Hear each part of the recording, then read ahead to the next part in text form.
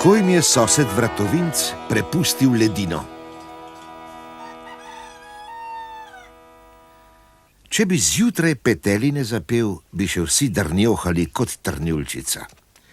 Kljub temu, da dedek Bedenko, upokojeni marinar, o sebi pravi, da ima rahu spanec kot na barki. Hej, vajenca, pokonci! Rana ura, zlata ura! Ja, sem že čisto poznačen.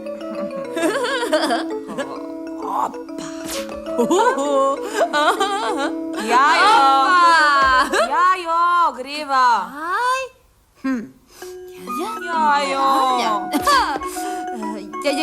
Jutri bom tudi jaz tako hitro kot Pajo. In dedek Bedenko, ta počne vse z mornarskim premislekom. Meni hitro vstajanje ne dene dobro. Predvsem pa moramo vsem še malo mi že razmisliti. Ali ga slišite, kako globoko premišljuje? Ko je pomladni veter dodobra pometel obzorje, se je že v sveti neži prikazalo sonce vsej svoji lepoti. Otroka je popadla spomladanska utrujenost. Da bi pomladni vetrček zapihal okoli ušes. Da bi se napili sveže studenčnice.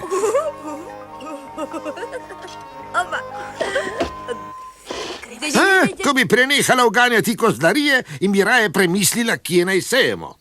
Bedenko je pomlad dišala čisto po drugih rečeh. Noben kmet nam ne bo dal najem niti ozare, niti njive. Čez nekaj časa pa mu je šinilo. Edinole, če bi sosed Vratovinc, mesar, veleposestnik in kmet vse v eni osebi, če bi nam on dal najem njivico pod gozdom. Od besed k dejanjem je pri marinarjih kratka pot. Vajenca, hej, na delo, migat! Sam se je lotil najtežjega posla, prepričevanja skopuškega Vratovinca.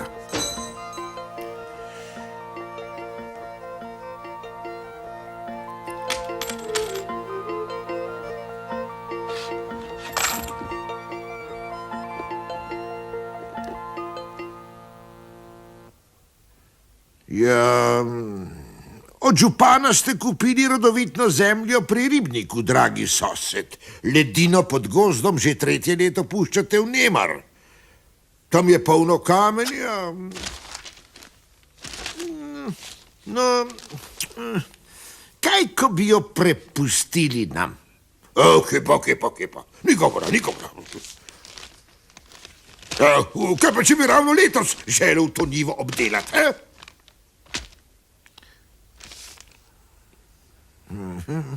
Ja, res nam morate tisti košček pod gozdom prepustiti. Jaz sem namreč tja že poslal Jaja in Paja pobirati kamenje. Takajte reč, prekle za kurenk, na mojo zemljo ne bo stopila tuja noga. To je moja zemlja.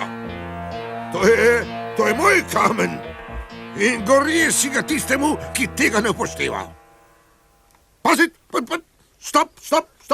Ja, kaj nisem padel v bajer? Je to res voda? Na županovi njivi? Ja, odkot pa se je vzela voda? Saj ne gledeš? Zapornica. Pokvarila se je zapornica. In voda mi bo odnesla v rodovitno zemljo z moje njive. In ravno zdaj, ko prihaja pomlad, ko bo treba sejati in bo treba saditi.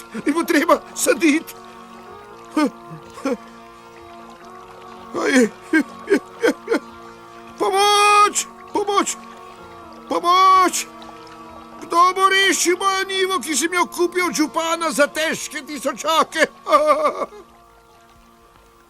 Dedek Bedenk pa je premišljeval, kaj naj. In ko je zaslišal Vratovinca, kako razsaja, je nekaj pogruntal. Še en kamen. Le jajo, deda gre. Dedek? Počakat. Vajenca počakat s kamenjem. Začnita migati šele na moj znak. Ko vam bom dal znak? Ja, prav. Še 3 kamne dej. Dobro. Ja, opazujem vas, sosed Vratovinc, in ugotavljam, da boste poleg mesarstva in veleposestništva opravljali tudi dejavnosti povodnega moža. To ni več pas, sosed Bedenko, se bom imel namesto drago plačenega polja močvirje.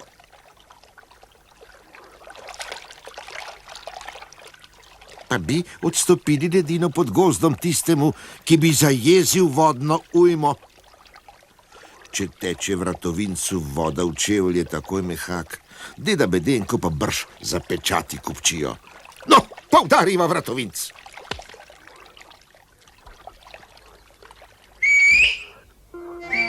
Že greva. Greva.